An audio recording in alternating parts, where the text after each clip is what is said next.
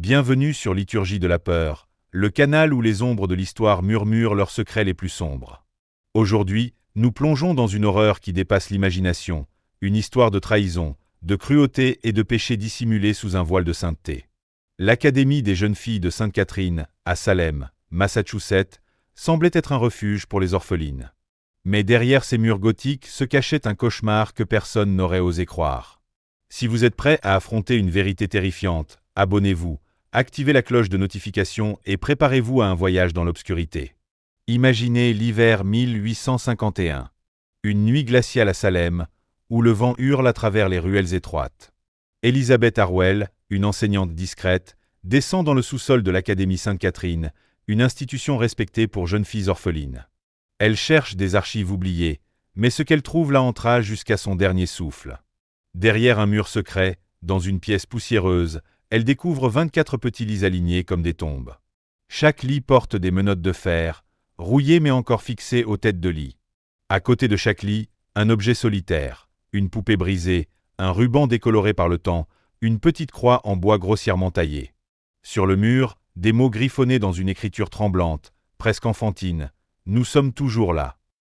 Elisabeth, pétrifiée, comprend qu'elle a touché un secret interdit. Elle rédige un rapport, mais les autorités du Massachusetts l'enterrent si profondément qu'il disparaît pendant plus d'un siècle. Ce n'est qu'en 1987, lors de travaux de rénovation, qu'un ouvrier découvre son témoignage, scellé dans un bocal de maçon derrière l'autel de l'Académie. Ce document révèle l'un des secrets les plus sinistres de la Nouvelle-Angleterre, un secret que 3 femmes, se faisant passer pour des religieuses, ont protégé par le meurtre. Cette histoire n'est pas pour les âmes sensibles. Ce canal, Liturgie de la peur, est pour ceux qui osent regarder l'histoire dans les yeux, là où la lumière de la vérité éclaire les ténèbres. Si vous êtes prêts à découvrir ce qui est arrivé à ces 24 orphelines, restez avec nous. Êtes-vous assez courageux pour entendre la vérité? Partagez cette vidéo avec un ami qui aime les mystères, et commençons. Remontons à 1834. Salem, Massachusetts, une ville marquée par son passé. Les procès pour sorcellerie, bien qu'éloignés d'un siècle et demi, pèsent encore sur les esprits. La religion domine, rigide, puritaine. Les clochers blancs des églises congrégationalistes percent le ciel gris, comme des doigts accusateurs. Dans ce climat de ferveur, l'Académie Sainte-Catherine ouvre ses portes à Gallows Hill Road, un nom qui résonne comme une sinistre ironie. Le bâtiment, un ancien manoir de briques rouges, impose par son architecture gothique, fenêtres hautes et étroites, toit pentu, une aura de respectabilité. L'Académie se présente comme un havre chrétien pour orphelines de 12 à 17 ans. Des brochures imprimées sur papier coûteux circulent dans toute la Nouvelle-Angleterre, promettant une éducation morale, des manières raffinées, des compétences domestiques et un placement dans des foyers chrétiens respectables. Les parents, emportés par la tuberculose, le choléra ou des accidents industriels, peuvent reposer en paix, sachant leur fille entre de bonnes mains. Mais cette façade cache une vérité bien plus sombre. À la tête de l'Académie, 3 femmes. Victoria Beatman, la mère supérieure, est une figure imposante. Grande, sévère, ses cheveux gris tirés en un chignon strict sous son habit noir, elle parle avec l'élégance cultivée de Beacon Hill, à Boston. Sa voix, à la fois autoritaire et charmeuse, inspire la confiance. Sœur Margaret Collins, plus jeune, semble son opposé, douce, avec des yeux bienveillants et un accent irlandais apaisant. Elle enseigne la littérature et la musique, offrant un réconfort maternel aux orphelines traumatisées. Sœur Agnès Murphy, la 3e, est une femme d'une 40aine d'années, sévère et méthodique. Elle gère la discipline, les finances et les correspondances avec les familles adoptives. Son habit impeccable et son rosaire toujours à portée de main en font une figure d'autorité absolue. Salem accueille l'Académie à bras ouverts. Les pasteurs congrégationalistes, malgré leurs différends avec le catholicisme, louent l'œuvre de ces femmes. Le maire en personne assiste à l'inauguration en septembre 1834, saluant la charité chrétienne de la mère supérieure Beatman. Pour une ville aux prises avec un afflux d'orphelins, fruit de la révolution industrielle, l'Académie semble une bénédiction. Mais derrière les murs, l'horreur s'installe. Les orphelines arrivent, brisées par le deuil. Mary O'Brien, 13 ans, a perdu ses parents dans l'incendie d'une usine à Lowell. Sarah Thompson, 15 ans, est seule après que la tuberculose a ravagé sa famille dans un taudis de Boston. Catherine Murphy, 12 ans, sans lien avec sœur Agnès, a été abandonnée après la mort de son père dans un accident ferroviaire et l'incapacité de sa mère à subvenir à ses besoins. À leur arrivée, on leur offre un repas chaud, un lit propre et la promesse d'un avenir meilleur. On leur assure une éducation pour devenir enseignante, gouvernante ou épouse respectable. À 18 ans, elles seront placées dans des familles chrétiennes, avec des opportunités qu'elles n'auraient jamais imaginées. La routine est stricte, mais conforme à l'époque. Les filles se lèvent avant l'aube pour les prières matinales. Elles suivent des cours de lecture, d'écriture, d'arithmétique et de tâches domestiques. Les après-midi se terminent par des études dévotionnelles. Elles portent des robes grises simples, des tabliers blancs, les cheveux modestement coiffés. Elles apprennent à coudre, à gérer un foyer, à préparer des repas simples, à se comporter comme des dames chrétiennes. Depuis l'extérieur, tout semble parfait. Les rares visiteurs, pasteurs ou officiels, voient des filles studieuses, des dortoirs impeccables, des religieuses dévouées. Mais il y a des choses qu'ils ne voient pas. Le 3e étage, toujours fermé, est décrit comme un espace de stockage saisonnier. Le sous-sol, soi-disant un atelier pour des tâches domestiques avancées, est vide lors des visites. Plus troublant encore, malgré l'arrivée constante de nouvelles filles, aucune ne semble quitter l'académie après un long séjour. En 17 ans, aucune fille placée dans une famille n'a écrit à ses amis, n'est revenue à Salem, n'a laissé de traces. Où sont-elles passées? Si ce mystère vous intrigue, abonnez-vous et activez la cloche pour ne rien manquer. La première fissure dans cette façade apparaît en février 1843, presque 9 ans après l'ouverture de l'académie. Emma Prescott, une jeune couturière du North End de Boston, marche dans une ruelle près du port. Une berceuse familière la fige sur place. C'est une chanson que son amie Mary O'Brien chantait autrefois, avant que ses parents ne meurent dans un incendie. Emma suit le son jusqu'à une fenêtre au 2e étage d'un bâtiment qu'elle sait être un bordel notoire. À travers un interstice dans les rideaux épais, elle aperçoit une jeune fille aux cheveux noirs, aux traits familiers. Même après 3 ans, Emma est certaine, c'est Mary O'Brien, censée vivre heureuse avec une famille chrétienne quelque part dans le Massachusetts. Mais ce qu'Emma voit la glace d'effroi. Mary, si c'est bien elle, porte une robe de soie trop sophistiquée pour une orpheline de 16 ans. Ses cheveux sont coiffés dans un style élaboré, loin de la simplicité qu'Emma connaissait. Mais ce sont ses yeux qui la hantent, vides, distants, marqués par une souffrance qu'aucun enfant ne devrait endurer. Emma reste figée dans la ruelle, tentant de se convaincre qu'elle s'est trompée. Mais la berceuse continue, et la voix est immistakablement celle de Mary. Elle trouve le courage d'approcher la porte du bâtiment, mais un homme imposant lui barre la route, lui faisant comprendre que les jeunes femmes respectables n'ont rien à faire ici. Cette nuit-là, Emma rédige une lettre à l'Académie Sainte-Catherine, adressée à Mary O'Brien. Elle mentionne l'avoir vue à Boston et demande des nouvelles de son amie. Elle espère une réponse rassurante, peut-être une lettre de Mary elle-même. Mais la réponse, signée par sœur Agnès Murphy, est glaçante. Sœur Agnès remercie Emma pour son intérêt, mais explique que Mary vit avec une famille pieuse dans l'ouest du Massachusetts, une famille qui souhaite préserver sa vie privée. Mary, ajoute-t-elle, prospère dans son nouveau foyer et ne désire pas renouer avec son passé. Le ton est formel, presque trop parfait, destiné à clore toute discussion. Mais Emma, avec son œil de couturière habituée aux détails, remarque une anomalie. La signature d'Agnès semble différente du reste de la lettre, comme écrite par une autre main. 3 mois plus tard, une nouvelle rencontre trouble Emma. À Faneuil Hall, elle voit une jeune fille d'environ 14 ans, aux cheveux châtains et aux taches de rousseur, accompagnée d'un homme richement vêtu. Emma est presque certaine qu'il s'agit de Sarah Thompson, une autre orpheline de l'académie, censée avoir été adoptée. Mais la tenue de Sarah est inappropriée, coûteuse, mais trop provocante pour une adolescente. Ses yeux portent la même expression vide que ceux de Mary, comme si elle avait appris à ne plus résister. Emma tente de s'approcher, mais l'homme, un cinquantenaire à l'allure autoritaire, fait monter la jeune fille dans un carrosse avant qu'elle ne puisse parler. À travers la vitre, leurs regards se croisent un instant. Dans les yeux de Sarah, Emma lit une supplication muette, une détresse qui lui retourne l'estomac. Cette nuit-là, Emma prend une décision dangereuse. Elle écrit une seconde lettre à l'académie, plus directe, demandant des détails précis sur les placements de Mary et Sarah. Elle propose même de visiter l'académie pour s'enquérir d'autres filles qu'elle connaissait. La réponse ne vient pas de sœur Agnès, mais de la mère supérieure Bittman elle-même. La lettre est polie, mais son message est clair, une menace à peine voilée. Les jeunes femmes qui persistent dans des affaires qui ne les concernent pas risquent de compromettre leur sécurité et leur réputation, écrit Bittman. Elle suggère qu'Emma, avec son imagination débordante, ferait mieux de se concentrer sur sa propre vie. La dernière phrase reste gravée dans l'esprit d'Emma. Une jeune femme sensée comme vous saura reconnaître la sagesse de laisser les chiens dormir. Emma comprend qu'elle a touché un secret bien plus sombre qu'un simple malentendu. Deux orphelines, censées être en sécurité, apparaissent dans des circonstances suggérant un sort bien pire que l'orphelinat. Combien d'autres filles ont-elles subi le même destin? Et que peut-elle faire sans risquer sa propre vie? Si cette histoire vous donne des frissons, partagez-la avec un ami amateur de mystère. En 1847, l'Académie Sainte-Catherine fonctionne depuis 13 ans. Victoria Bittman est devenue une figure religieuse respectée, invitée à prêcher dans les églises de tout le Massachusetts. Ses sermons sur le devoir chrétien envers les orphelins émeuvent les foules. Mais le succès a rendu les trois femmes imprudentes. Leur opération, d'abord modeste, s'est transformée en un réseau de traite humaine, fournissant des filles à des bordels et à des clients privés de Boston à New York. Leur erreur fatale survient en octobre 1847. Un riche marchand, Cornelius Blackwood, contacte Bittman.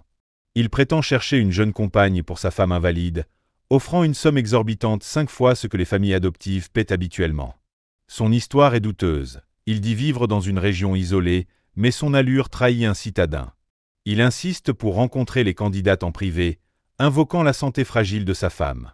Une institution légitime aurait refusé.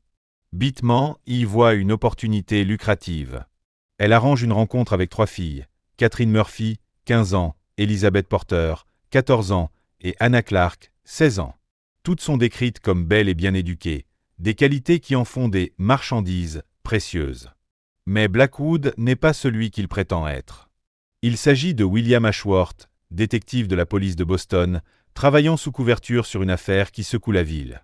L'enquête d'Ashworth a débuté l'été précédent, lorsqu'une jeune fille est retrouvée morte dans le port de Boston. Âgée d'environ 18 ans, elle porte un tatouage artisanal, une croix avec les lettres SC. Ashworth a vu des marques similaires sur d'autres corps, toujours des jeunes femmes liées à la prostitution. Mais ce tatouage suggère une connexion institutionnelle.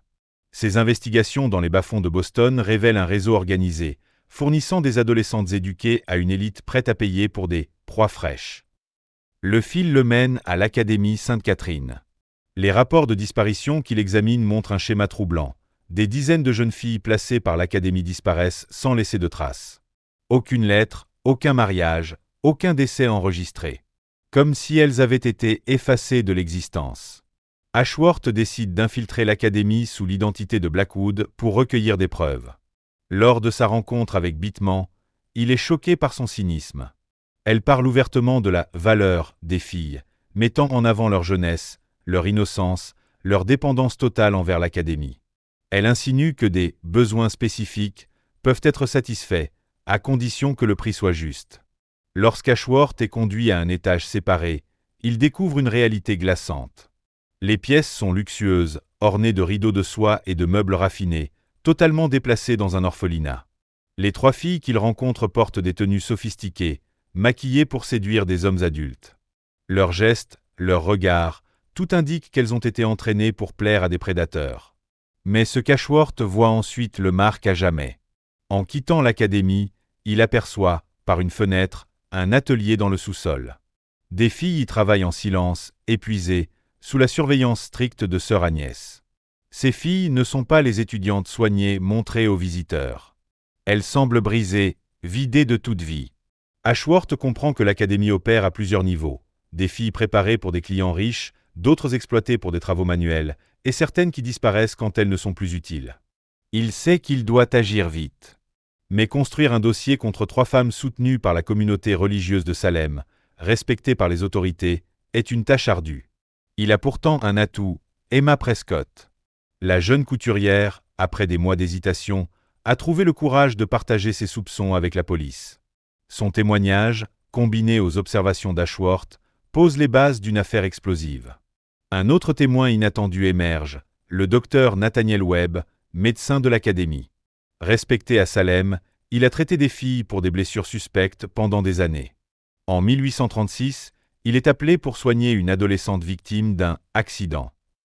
Ses blessures racontent une agression violente. Webb reçoit un paiement généreux pour son silence.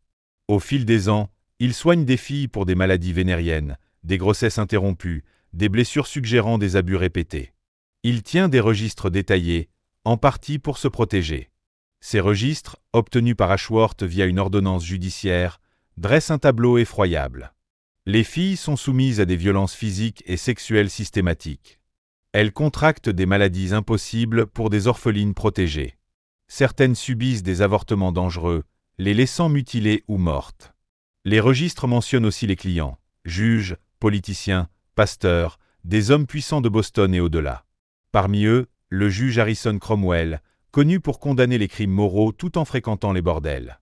Le révérend Samuel Blackstone, célèbre pour ses sermons sur l'innocence des enfants. Même le maire de Boston, Robert Thornton, qui avait publiquement loué l'académie. Ashworth réalise qu'il affronte une conspiration bien plus vaste qu'une simple institution. Mais il découvre aussi que les filles trop abîmées ou trop dangereuses pour l'opération disparaissent après leur passage chez Webb. Où vont-elles? Pour le savoir, il obtient l'autorisation d'inspecter l'académie sous prétexte de vérifier le respect des normes de construction. Ce qu'il trouve dans le sous-sol dépasse ses pires craintes. Derrière un mur secret, une pièce abrite un crématoire improvisé. Des fragments d'os et de dents humains, appartenant à des adolescentes de 12 à 18 ans, jonchent le sol. Certains os portent des marques de fractures violentes, d'autres indiquent des maladies avancées au moment de la mort. Près du crématoire, un compartiment dissimulé contient un registre. Ce livre détaille chaque transaction de l'académie sur 13 ans, nom des clients, sommes payées, description des services. Il recense aussi 68 filles, retirées, assassinées lorsqu'elles n'étaient plus utiles. Parmi les signatures du registre, celle de Victoria Bittman, Agnès Murphy, Margaret Collins et une quatrième, le père Patrick Lee, un faux prêtre qui donnait une légitimité religieuse à l'opération. Lee a disparu sans laisser de traces. Que pensez-vous de cette horreur? Laissez un commentaire pour partager vos réflexions. Le 15 novembre 1847, tout bascule. Sœur Margaret, de son vrai nom Martha Calbell, se présente chez Ashworth, blessée, terrifiée.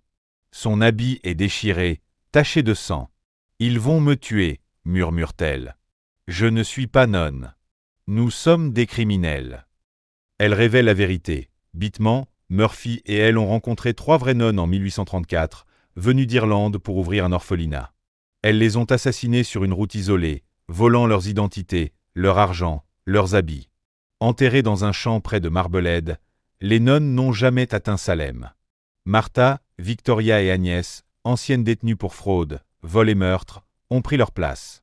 Leur plan initial était simple, vivre du vol.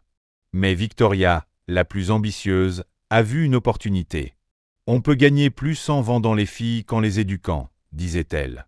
Ce qui commença par quelques placements douteux devint un réseau de traite humaine. Les filles sans famille, sans amis, étaient ciblées.